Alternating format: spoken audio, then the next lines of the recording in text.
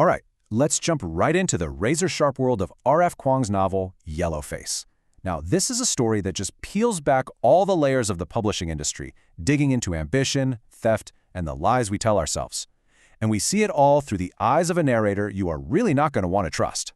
And that narrator's name is June Hayward. To really get the scandal at the heart of this book, we have to see the world exactly the way she does. It's a view that's totally warped by jealousy and ambition, and believe me, it is about to get very, very dark. And there it is. I mean, what an opening line, right? June doesn't ease you into the story. She just throws you right into the deep end. This story doesn't kick off with some creative spark or inspiration. Nope, it begins with a death. But, before that night, there was this friendship. Or, well, something that kind of looked like a friendship from the outside. It was a relationship really built on convenience and, for June, a deep, simmering envy that was always just under the surface. And this, right here, this really gets to the heart of their whole dynamic. You can see how huge the difference is. On one side, you've got Athena Liu, publishing's golden child, landing six-figure deals. And then you have June Hayward, a writer who feels completely invisible, who barely sold a couple thousand books. The power imbalance is just massive. Yeah, this is not your everyday professional jealousy, is it? It's so much more raw and visceral than that. It's this dark, disturbing desire to literally become someone else. And this fantasy is exactly what sets the stage for the single biggest decision of June's life, which she makes on the night Athena dies in a freak accident. So, in that moment of chaos and grief, or maybe it's opportunity, June grabs the only copy of Athena's unread masterpiece. How does she justify it? She tells herself Athena would have wanted her to finish it. It's the first big lie she tells herself, but trust me, it is not going to be the last. Okay, so June has the manuscript. Now what? Well, the next step is how she takes this stolen work and transforms not just the book, but herself into a literary superstar. This is so much more than just plagiarism. This is a complete identity heist.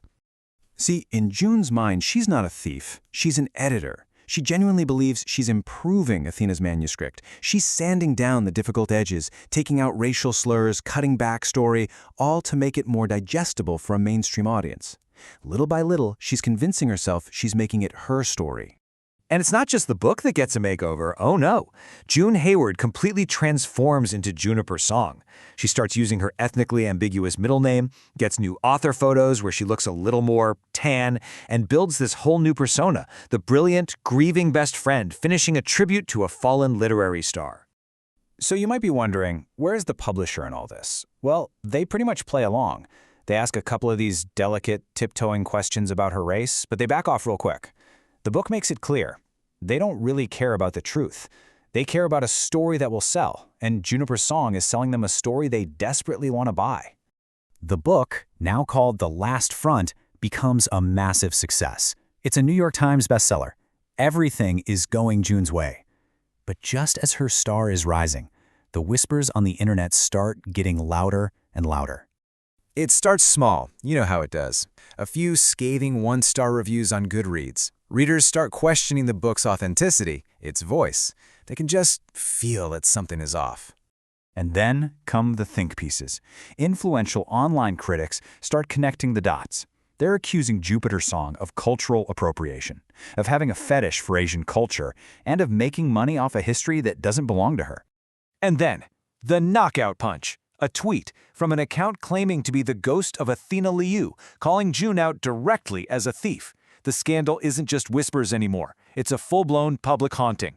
So as you can imagine, June's carefully built world just starts to fall apart. She's not just dealing with bad press anymore. She is being tormented by what feels like an actual ghost, an online phantom who seems to know every single one of her secrets. The ghost account posts these super creepy, cryptic messages, photoshopped pictures of Athena, and details that only someone really close to the situation could possibly know. It's driving June into this spiral of paranoia. Is she going crazy, or is Athena somehow not dead? But the big twist here isn't supernatural. The ghost is revealed to be Candace Lee, a young Asian-American editorial assistant at June's publisher. An assistant that June had dismissed and humiliated early on in the editing process. and Candace's motive, this is what makes the story so much more than just a revenge plot. In this huge confrontation, Candace reveals that her anger isn't just about what June did. It's aimed at an entire industry that treats diverse creators like tokens, an industry that told her there was only room for one Asian writer, which made her feel totally redundant. Okay, so she's been caught, red-handed. Faced with total exposure, a normal person would probably just confess, right? But June Hayward is not a normal person. She doubles down. She doesn't see her downfall as an end. No, she sees it as a branding opportunity. She decides she's going to co-opt the entire scandal and write a memoir. And in her version of the story, the theft was a hoax, a performance piece designed to expose the publishing industry. In this new narrative, she isn't the villain. She's the brave, misunderstood hero. And that line just captures the book's final chilling point so perfectly. For a narrator like June, who feels entitled to everything, even the truth is just another story to be stolen and rewritten, it really leaves you at a haunting question. In a world that so often rewards the most compelling narrative, who really gets to own a story?